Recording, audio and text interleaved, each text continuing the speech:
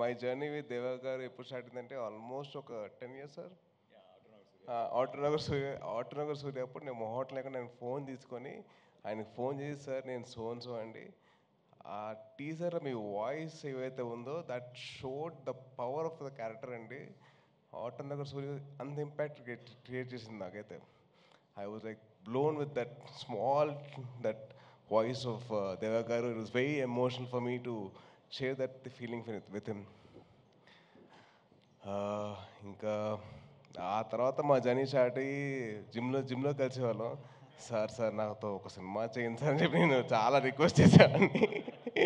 Sir మీరు చేస్తే నాకు బాగుంటుంది సార్ అని చెప్పి చాలా అలా ప్లాన్ చేసుకుంటే అప్పుడెప్పుడో 10 years బ్యాక్ అయితే 2021లో కుదిరిందండి. సో 21 రిలీజ్ టైంకి we had a small incident which change my life and it gave me a lot of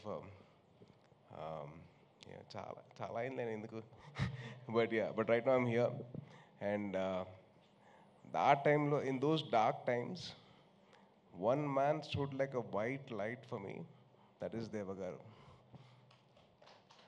అది అది మామూలుగా నేను ఉన్నానని చెప్పడానికి అవసరం లేదండి, పక్కనే ఉన్నారు.